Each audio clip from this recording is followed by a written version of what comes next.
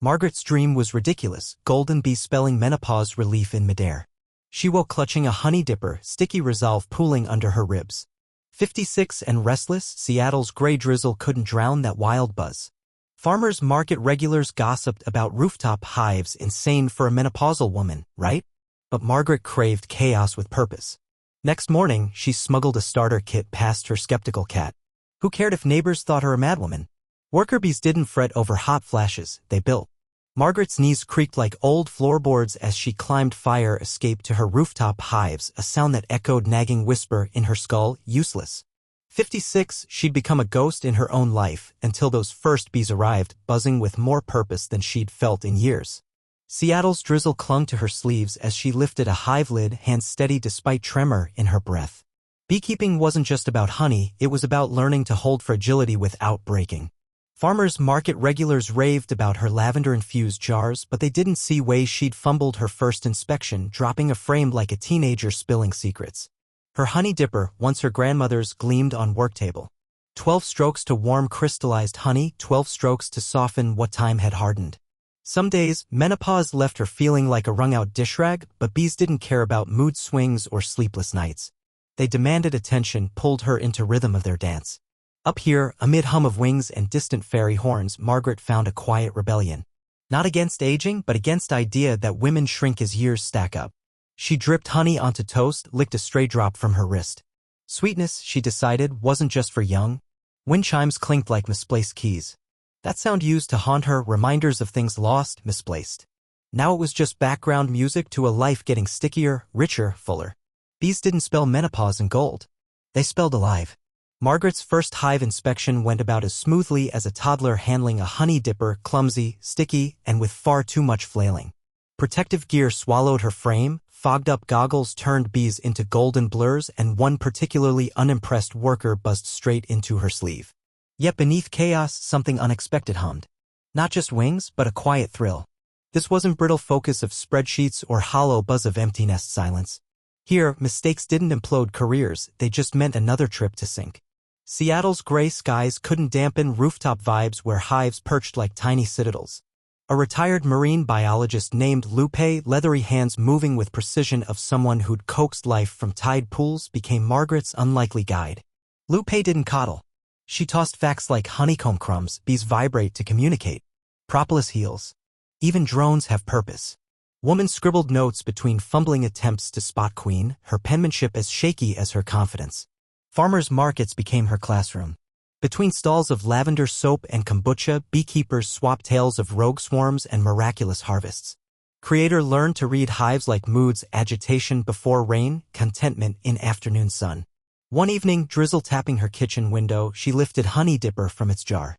Amber ribbon spiraled into tea, slow and deliberate. It struck her, this wasn't just sweetness. It was patience distilled, proof that time could yield something golden instead of just stealing things away. Menopause had felt like an erasure, but bees demanded presence. They didn't care about hot flashes or sleepless nights, they needed steady hands and attention. Margaret's back ached from lifting supers, her hair perpetually smelled of smoke, and yet laughter came easier. She gifted neighbors mismatched jars labeled Rooftop Rebel Blend, grinning when they marveled urban honey's faint hint of cherry blossoms. By summer's end, Margaret stood bare-armed beside Lupe, watching bees dart between asters. No suit, no fear. Just sunlight and hum of 1,000 tiny wings writing a story far richer than any spreadsheet could hold. Honey dipper on her windowsill wasn't just a tool anymore. It was a compass pointing her toward next unexpected sweetness. Margaret's first hive arrived in a flimsy cardboard box, buzzing with indignation. She'd expected celestial choirs, not what sounded like a pissed-off kazoo orchestra. 56 years old, standing on her Seattle rooftop in rubber boots 2 sizes too big, she gripped her honey dipper like a scepter. If menopause was a battle, this would be her weapon, sticky, impractical, absurd. Urban beekeeping manuals didn't cover perimenopausal rage. Margaret fumbled with frames, smashing her thumb hard enough to hiss words that'd make a longshoreman blush. Bees didn't care about hot flashes or sleepless nights, they demanded focus. One misstep and they'd remind her with a sting sharp as a spreadsheet deadline. But their rhythm, methodical, purposeful, began rewiring her chaos. Farmers market regulars side-eyed her early harvest.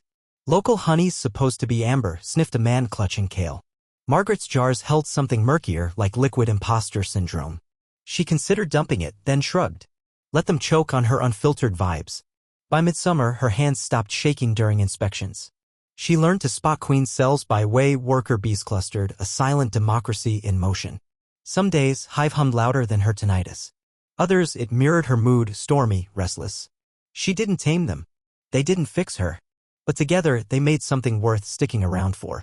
Wind rattled hives one October morning. Margaret watched a bee cling to a swaying lavender stem, wings frayed from labor. Recognition flickered. Neither of them was pretty or graceful anymore. Just stubborn. Still here. Still working.